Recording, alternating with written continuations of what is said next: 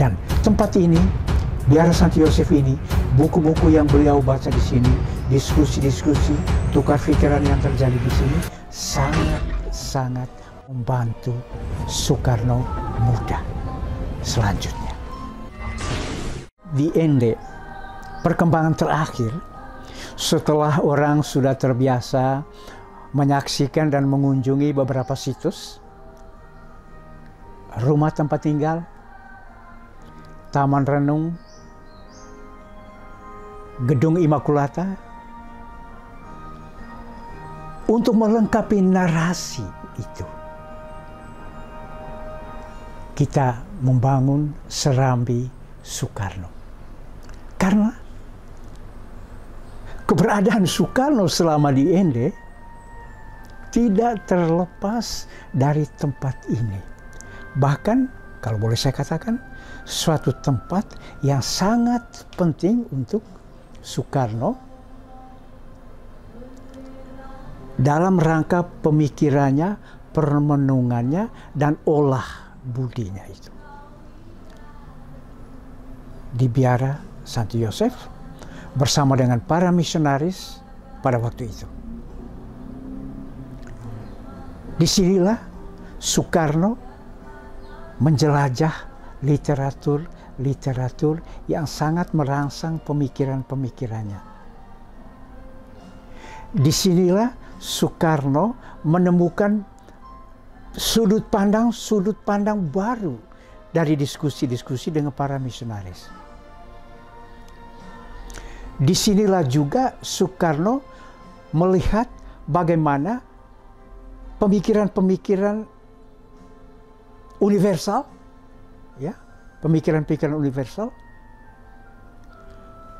begitu bermanfaat juga untuk perjuangan nasional. Ya. Humanisme, kemanusiaan, solidaritas, itu semua. Ini kan hal-hal yang universal sebetulnya. Tidak khas Indonesia. Tapi bagaimana pemikiran-pemikiran ini mempengaruhi dia, dan dia terdorong untuk merumuskannya dalam konteks Indonesia. Dan dalam wujud butir-butir Pancasila. Jadi tempat ini, seperti saya katakan tadi, untuk melengkapi narasi keberadaan historis Soekarno di Ende, ya, tapi lebih dari itu memberi satu dasar yang dalam untuk pandangan Soekarno ke depan tentang Indonesia. Bukan sekedar merdeka, bukan sekedar lepas dari penjajahan, tapi bagaimana nanti bangsa dan negara Indonesia ini menjadi bangsa yang berdaulat dan bermartabat, dan karena itu harus mempunyai dasar falsafah hidup. Dan tempat ini, Biara Santo Yosef ini, buku-buku yang beliau baca di sini, diskusi-diskusi, tukar pikiran yang terjadi di sini, sangat membantu Soekarno muda selanjutnya.